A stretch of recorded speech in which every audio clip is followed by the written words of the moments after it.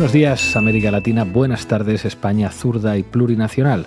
Enfilamos el final de la semana con la lepenización de Ayuso. Más si cabe todavía, ¿verdad, Dina? Más todavía, sí. La presidenta madrileña ha usado datos falsos para vincular a jóvenes migrantes llegados de Canarias a Alcalá de Henares con la inseguridad y hasta con una alerta sanitaria. El Gobierno ya se han producido varias reyertas graves, incluidas algunas protagonizadas por personas que ya han estado detenidas por la Policía Nacional. Se están investigando agresiones sexuales a algunas mujeres del municipio, según han denunciado. Se producen peleas dentro y fuera del centro. Se ha detectado también un brote de sarna del que se ha hecho cargo la Comunidad de Madrid para tratar a 8 inmigrantes y evitar que se propague a los demás y, por tanto, protegerles. Como aquí nos gusta aclarar si está lloviendo o no, ya decimos que esto que acaban de escuchar es radicalmente falso. Pero lo explica con más conocimiento de causa el delegado del Gobierno en Madrid.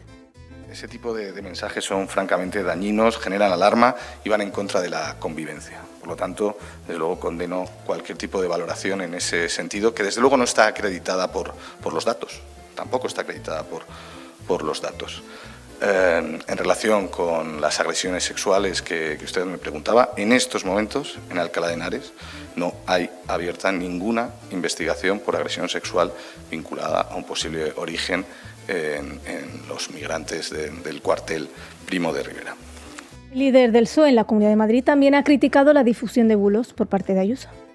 En cuanto a los datos de migración, es que no hay nada que explicar ni nada que contar, porque es tan evidente que es una mentira vulgar y un invento absoluto que la propia policía te tenga que desmentir. A mí me supondría un bochorno enorme, sinceramente. No sé si a la presidenta de la Comunidad de Madrid se lo supone, pero a mí me genera tanto bochorno incluso que a ella la desmientan que prefiero ni opinar, sinceramente. Vox ha salido a apoyar los bulos de Ayuso contra las personas migrantes. Llamaban manipuladores, que falseábamos, que eran tan españoles como Abascal. Podríamos sacar un listado de todos los insultos. Pero parece que ahora tenemos razón. Hoy la señora Ayuso estaba en Alcalá de Henares denunciando el caos derivado de la inmigración ilegal y la inseguridad en las calles. Justo lo que yo decía. La inseguridad en las calles ligada, la inseguridad en los barrios ligada a la inmigración ilegal. Este es el discurso de Vox durante años. Ahora parece que tenemos razón. Pues claro que tenemos razón. Y ahora lo malo. Una pregunta, ¿cuántos migrantes han llegado a Madrid procedentes de Canarias? Exactamente 1.200 personas, 19 veces menos que refugiados ucranianos han llegado a la Comunidad de Madrid. Efectivamente, a la Comunidad de Madrid, según los últimos datos facilitados por el Gobierno, llegaron 23.646 ucranianos refugiados. Y lejos de cualquier brote de racismo, hasta se les facilitó una prestación de 400 euros al mes para facilitar su integración. 400 euros muy bien invertidos, por cierto. Lo que clama al cielo es la diferencia de trato a unos migrantes que son rubios y blancos respecto a los que no son blancos. En fin.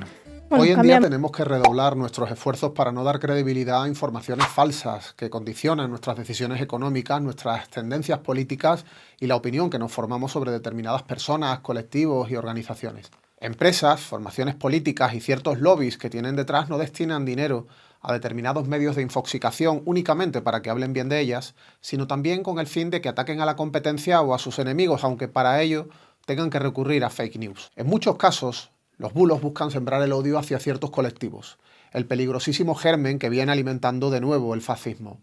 Recibimos a todas horas ráfagas de peligrosas mentiras a través de las redes sociales y mensajes en WhatsApp que nos envían familiares, amigos y conocidos, dándoles credibilidad sin tomarse la más mínima molestia en contrastar. La desinformación nos llega igualmente desde medios de comunicación en los que no existe la más mínima ética, pero también a través de otros que se han ganado cierto prestigio, pero en ocasiones traicionan a las más elementales reglas del periodismo, no contrastando informaciones o dejándose condicionar por el poder económico y político. Y en esta nueva realidad, donde bulos tremendamente dañinos calan en millones de personas con fines tanto económicos como políticos, hay una guerra de la que todos podemos ser víctimas en cuanto alcanzamos una mínima repercusión en los medios de comunicación tradicional o en las redes sociales, en cuanto somos percibidos como peligrosos para ciertos poderes políticos y económicos. Una guerra sucia, judicial y mediática. Técnicas similares a las empleadas contra ciertos partidos políticos y sus líderes también se utilizan para intentar minar la reputación o incluso destruir a organizaciones de la sociedad civil y a sus dirigentes, con difamaciones, amenazas y denuncias falsas en los tribunales, usando como altavoz a expertos en la difusión de bulos en las redes y a todos los medios de comunicación posibles. O también recurriendo a silenciarles, convenciendo a los responsables de esos medios de que dejen de dar voz a sus reivindicaciones, de cancelarlos por completo, simulando que han dejado de existir. En Facua llevamos años pasando por todo eso. Hemos vivido cruentas campañas de difamación orquestadas por políticos, empresarios y mafiosos. A veces el mismo era las tres cosas a la vez. Hemos sido objeto de todo tipo de amenazas, incluidas las de muerte. Hemos recibido denuncias en los tribunales absolutamente disparatadas que nunca llegaron a nada, pero que fueron usadas para intentar desprestigiarnos públicamente. Y llevamos años vetados en programas de algunas cadenas de radio y televisión que antes nos daban voz continuamente. Cuando recibimos ataques desde tantos frentes, cuando una y otra vez alguien anuncia que va a hacer lo posible para destruirnos, solo nos cabe reaccionar como lo hemos hecho siempre. Seguir haciendo nuestro trabajo, seguir luchando contra los abusos de empresas y gobiernos e invitar a quienes amenazan con hundirnos a que se pongan a la cola. Soy Rubén Sánchez y en ocasiones veo fraudes.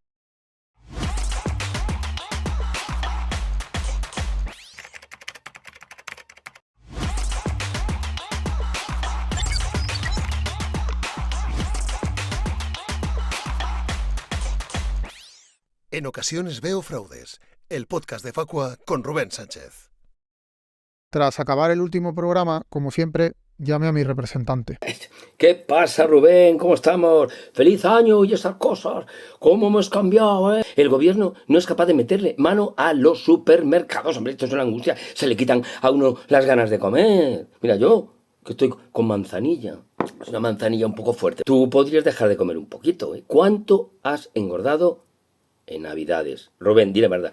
Tú eres la imagen, de momento, del programa. Los precios suben, pero tú deberías de bajar. Venga, que a ver qué pasa este año. Venga, chao. Está gordo, pero se ha puesto. Se ha comido mazapán, turrón. Oh. Muy buenas, comenzamos y como siempre con tres historias de actualidad. La Policía Nacional ha precintado por orden judicial varios centros Ideal. Esta cadena de establecimientos de estética con 81 centros en toda España cerró a finales de diciembre sin previo aviso, quedándose el dinero de miles de usuarias. Las afectadas que pagaron en efectivo por servicios que no han recibido tienen que esperar a conocer si pueden reclamar las cantidades en un procedimiento concursal instado por la empresa o en una causa penal por posibles delitos cometidos por responsables. Si hay más deudas, lamentablemente, las usuarias estarán prácticamente a la cola de la lista de acreedores y es bastante probable que no haya dinero ni bienes suficientes para cubrir el agujero económico. Las que pagaron a través de contratos de financiación ofrecidos por Centros Ideal deben dirigir sendos escritos a la empresa y a las entidades financieras para comunicarles que proceden a paralizar los pagos y reclamarles la devolución de las cantidades ya abonadas por servicios no prestados. Las financieras tienen la obligación legal de reembolsar ese dinero. Quienes hicieron pagos mediante tarjeta de crédito pueden dirigirse a su banco para solicitar la devolución de cantidades abonadas recientemente y la paralización de los cargos, advirtiendo de que han sido víctimas de un fraude, aunque en este tercer supuesto habrá que analizar cada caso para determinar si las afectadas tienen efectivamente ese derecho. La lista de centros sanitarios y de estética que cierran dejando colgados a los pacientes sigue aumentando cada año, sin que el gobierno de turno emprenda los cambios legales necesarios para garantizar los derechos de los usuarios. Desde que se promulgó su primera versión en 1984, la Ley General para la Defensa de los Consumidores prevé el desarrollo de una norma mediante la que se obligue a cualquier empresa que venda productos o preste servicios a los consumidores a que contrate un seguro de responsabilidad civil que cubra posibles daños o su cierre. Una norma que sigue sin aprobarse para perjuicio de los cientos de miles de consumidores víctimas de cierres de empresas. Desde Facua hemos pedido al ministro de Consumo, Pablo Bustinduy, que valore la importancia y la urgencia de este problema. Otra historia. Desde septiembre de 2023, una sociedad instrumental vinculada a la Organización de Consumidores y Usuarios, la OCU, recibe comisiones de una cadena de agencias inmobiliarias a cambio de captarle clientes, concretamente propietarios que alquilen sus viviendas. Se trata de Renta Garantizada, que opera en Barcelona, Madrid, Málaga y Valencia.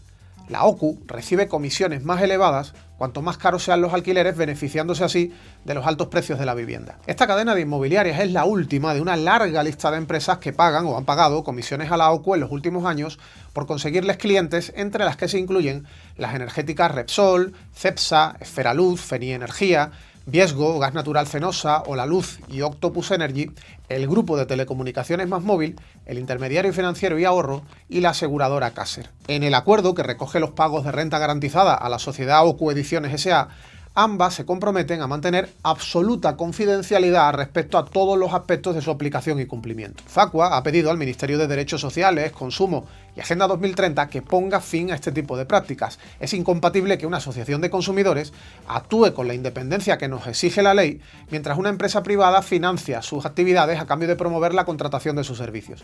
Si este Ministerio de Consumo tampoco ve el conflicto de intereses, apaga y vámonos. Más de 60 jefes de Estado y de Gobierno, además de cientos de líderes empresariales, tienen previsto acudir a Davos. Emmanuel Macron, Pedro Sánchez, Javier Milei, Gustavo Petro o el presidente ucraniano Volodymyr Zelensky son algunos de los invitados a la cita, que este año transcurrirá bajo el lema Reconstruir la confianza. Occidente está en peligro por el socialismo.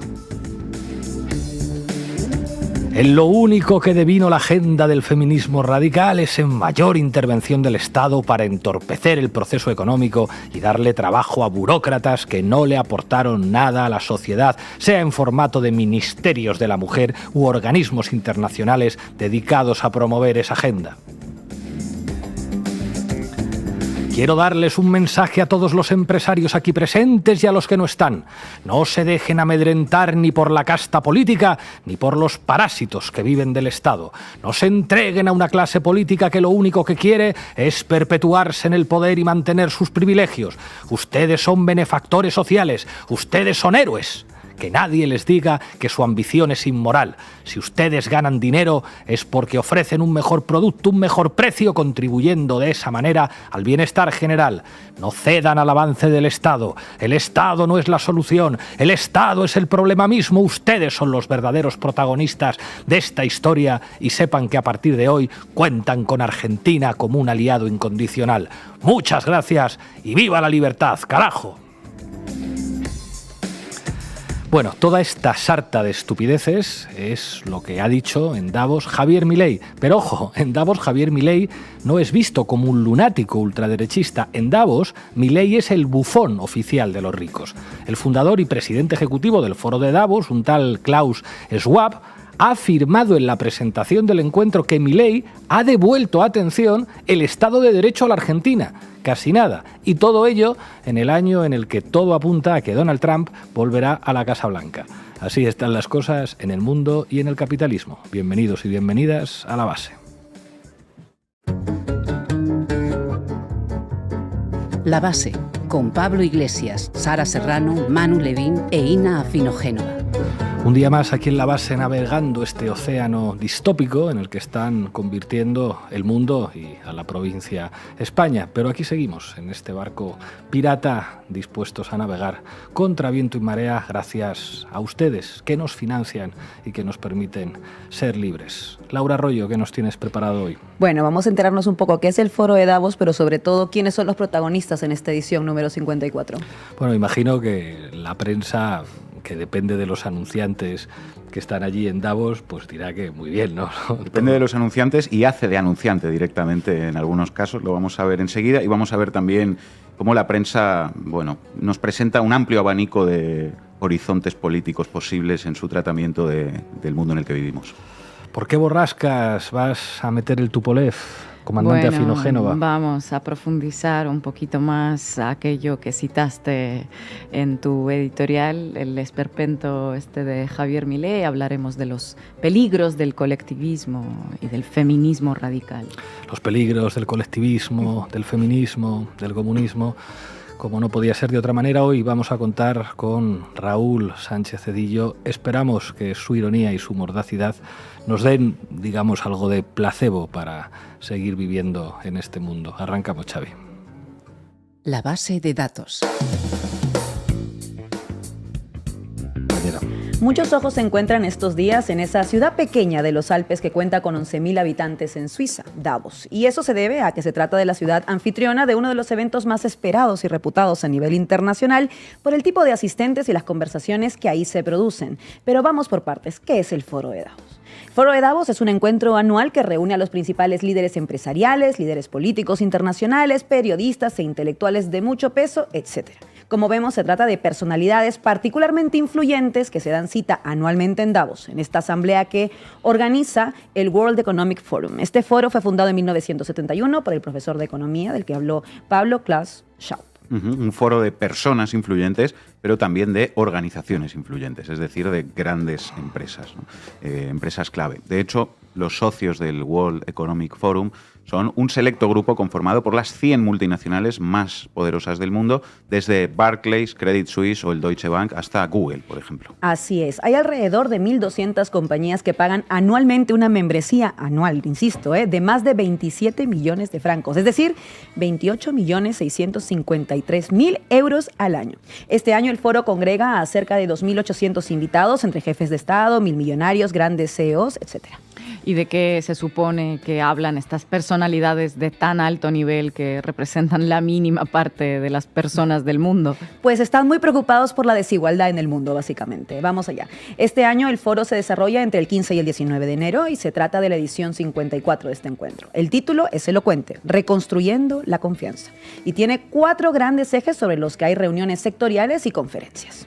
Reconstruyendo la confianza. Muy interesante este título tan preocupado. Bueno, ¿y cuáles son esos 4 grandes ejes en Davos 2024? El primer eje es seguridad y cooperación en un mundo fracturado y busca poner el acento en la situación de Oriente Medio. Al respecto, en el portal de Iberdrola, empresa que está presente en el foro, se señala que el objetivo de Davos es, cito, detectar dónde la cooperación pueda ayudar a alcanzar un acuerdo positivo para todas las partes. Un acuerdo positivo para todas las partes, porque ya sabéis que aquí no hay un Estado y un ejército todopoderoso perpetrando un genocidio y un pueblo sin Estado que lo padece, ¿no? Hay 2 partes e Iberdrola seguro que va a traer la solución al conflicto que hay en Palestina. Sin duda. El segundo eje es la creación de trabajos y crecimiento en una nueva era.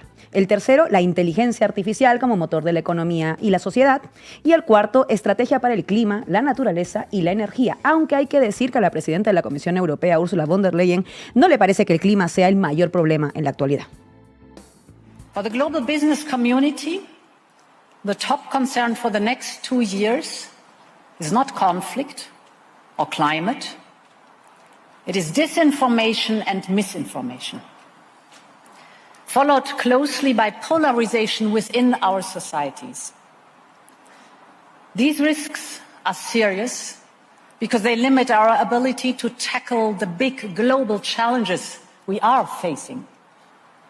Changes in our climate and our geopolitical climate, shifts in our demography and in our technology, spiraling regional conflicts and intensified geopolitical competition and their impacts on supply chains.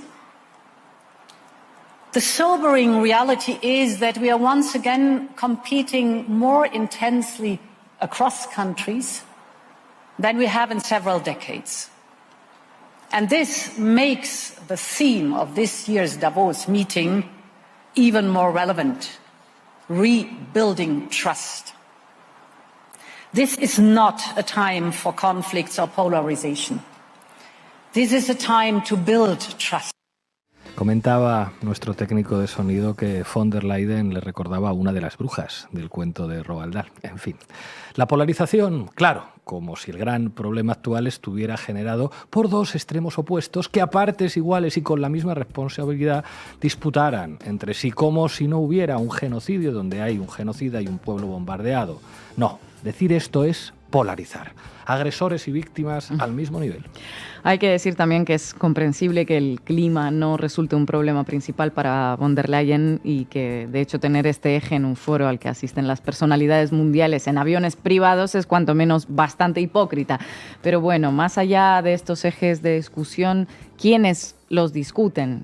Es decir, ¿qué grandes personalidades asisten este año? Pues están altos representantes como Emmanuel Macron de Francia, Alexander De Croo de Grecia, Mark Rutte de los Países Bajos, Gustavo Petro de Colombia, Javier Milei de Argentina, cuyo discurso, como decían, ha tenido mucho eco y sobre el que Ina comentará más a fondo durante su sección. Estados Unidos está representado por el secretario de Estado Antony Blinken y China está representada por su primer ministro Li Qiang.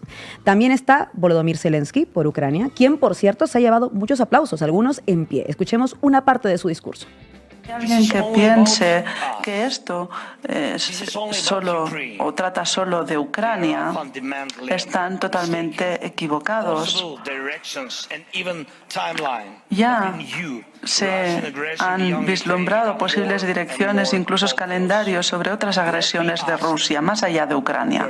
Permítanme que les pregunte con franqueza, ¿qué nación europea hoy en día puede ofrecer un ejército preparado para combatir a la altura de la nuestra, para que frene a Rusia? ¿Y cuántos hombres y mujeres en sus naciones cuántas de sus naciones están dispuestos a enviar hombres y mujeres para defender a otro Estado, a otra nación? En fin, imagino que España también estará muy bien representada en Davos, ¿verdad? Sí, a muy alto nivel. Este año repite su presencia el presidente de gobierno, Pedro Sánchez. In most Western countries, inequality is rising and social mobility has stalled. Our citizens are losing purchasing power. They are struggling to find a decent job, to buy a proper house, to provide good education for their kids. To many of them, it is impossible to save for a well-deserved vacation, let alone to have a decent retirement or a private health insurance. Meanwhile, the number of billionaires keeps growing, and large multinational companies keep increasing their benefits even at the backs of others. El presidente está acompañado por José Manuel Álvarez, ministro de Asuntos Exteriores, y José Luis Escrivá, ministro de Transformación Digital y Función Pública. Además, se estrena en su cargo de presidenta del Banco Europeo de Inversiones, Nadia Calviño. Y supongo que también habrán acudido personalidades del mundo empresarial español, ¿no? También al más alto nivel. Así es. En Davos se encuentran también Ana Botín, presidenta del Banco Santander, José María Álvarez Palete, presidente y consejero delegado de Telefónica, Ignacio Sánchez Galán, presidente de Iberdrola, Carlos Torres, presidente del BBVA, o Rafael del Pino, presidente ejecutivo de Ferrovial, entre otros. Bueno, esas reuniones y encuentros del foro deben ser de lo más interesante porque son personas influyentes, aunque algo me dice que no nos enteramos de todo, ¿no? De lo que allí ocurre y se habla y se debate. Exactamente. Si bien una serie de charlas y discursos son públicos y como vemos marcan la agenda pública durante los días en que se desarrolla el foro, hay una serie de encuentros, reuniones o negociaciones que son completamente privadas, como por ejemplo el encuentro entre el presidente Pedro Sánchez y los líderes de las empresas del IBEX 35, un ejemplo. Y esta es una clave importante. Si bien los discursos se encuentran centrados en los ejes propuestos, está claro que la realidad geopolítica y económica se imponen. Escuchemos al secretario de Estado de los Estados Unidos, Anthony Blinken, sobre lo que ocurre en Oriente Próximo y la importancia de los Estados Unidos en la zona. In areas like the Middle East, where we have this profound and in many ways gut-wrenching challenge right now, here's what I'm hearing. I'm hearing from virtually every country. They want the United States. They want us present. They want us at the table, they want us leading. Estoy escuchando prácticamente de todos los países que ellos quieren a los Estados Unidos. Lo más probable es que los quieran fuera de Oriente Medio, señor Blinken. Pues la escalada de violencia en la región tiene en este país a su principal cómplice y avalista. Exactamente. De hecho, en la base del lunes que dedicamos a la escalada en la región liderada por los Estados Unidos y Reino Unido, vimos cómo la situación en el Mar Rojo resulta muy riesgosa y también la posibilidad real de que España entre en la guerra en el paraguas de las operaciones realizadas en esa misma zona. Pues bien, en el marco del foro de Davos, fuentes de Moncloa no han escondido que los debates de estos días en Suiza estarán dominados por asuntos geopolíticos, así que seguro que ya hay novedades al respecto. En la misma línea, estas fuentes de Moncloa señalaron a público que el presidente Sánchez estará en una mesa redonda específica sobre este tema y que pondrá en el centro de la discusión su propuesta de una conferencia internacional de paz de aquí a varios meses y el reconocimiento del Estado palestino como solución. Bueno, por un lado, reconocer al Estado palestino, como si esto fuera algo que ya existiera y solo hubiera que reconocer haciendo una declaración, y por otro lado, comprarle misiles a Israel y entrar en la guerra en el Mar Rojo en defensa de los intereses del Estado de Israel. Algo no cierra mucho ahí, ¿no? En esa Algo ecuación. no encaja. Por cierto, en Davos se espera la presencia del presidente de Israel, Isaac Herzog. Pero sigamos. Otra de las preocupaciones en Davos es respecto a las elecciones estadounidenses que se llevarán a cabo en noviembre de este año. De hecho, una de las principales amenazas detectadas y planteadas en el foro de Davos este año es la amenaza de la desinformación en el gran ciclo electoral de 2024, y ahí es donde Trump Trump entra en juego debido a su conocida reputación por la verdad trucada. No olvidemos que Trump ha conseguido una amplia victoria en los caucus de Iowa por encima de DeSantis y de Haley y supone un termómetro de su vigor en el proceso de primarias republicanas. Además, según datos de la BBC, una de las cosas que explica su holgada victoria es que aproximadamente la mitad de los asistentes de los caucus republicanos se consideran parte del movimiento de Trump, Make America Great Again. Y una mayoría de participantes siguen afirmando que Trump fue el verdadero ganador de las elecciones presidenciales de 2020. La cifra entre sus partidarios ha aumentado al 90%. Bueno, esto es lo que ocurre cuando se difunden acusaciones y noticias falsas, o se denuncia un fraude, o se invita a la gente a tomar por asalto el Capitolio. En fin. Bueno, pero en términos económicos ha habido también alguna particularidad este año, ¿verdad, Laura? La ha habido, sí. Este año, a través de un comunicado titulado Proud to Pay More, orgullosos de pagar más de 250.000 millonarios y millonarios han pedido a la élite política reunida en Davos que les cobre más impuestos para pagar más y así mejorar los servicios públicos. En el comunicado señalan, cito, esto no alterará fundamentalmente nuestro estándar de vida, no privará a nuestros hijos ni dañará el crecimiento económico de nuestras naciones, pero convertirá la riqueza privada extrema e improductiva en una inversión para nuestro futuro democrático común. La riqueza privada extrema e improductiva, que no injusta, ¿verdad? Y creo que estos son los datos que realmente deberían importar tanto dentro como fuera de Davos. En el marco de este encuentro anual, Intermón Oxfam ha presentado su habitual informe anual previo y los datos resultan lo suficientemente elocuentes como para pensar en todas esas medidas estructurales y en ese sistema que no solo ampara a Davos, sino perpetúa el modelo capitalista. Veamos 5 cifras que nos deja el capitalismo que hoy se reúne en Davos. El primero, 148 de las mayores empresas obtuvieron cerca de 1,8 billones de dólares en beneficios, un 50% más respecto al promedio entre 2018 y 2021. Segunda cifra, 7 de las 10 empresas más grandes del mundo tiene a un millonario como presidente o accionista principal. Tercera cifra, el enorme aumento de la riqueza extrema de los últimos 3 años se ha solidificado, mientras que la pobreza global sigue estancada en niveles prepandémicos. Cuarta cifra, los multimillonarios son 3,3 billones de dólares más ricos que en 2020 y su riqueza ha crecido 3 veces más rápido que la tasa de inflación. Quinta cifra, a pesar de representar solo el 21% de la población mundial, los países más ricos del norte global poseen el 69% de la riqueza mundial y albergan el 74% de la riqueza multimillonaria del mundo.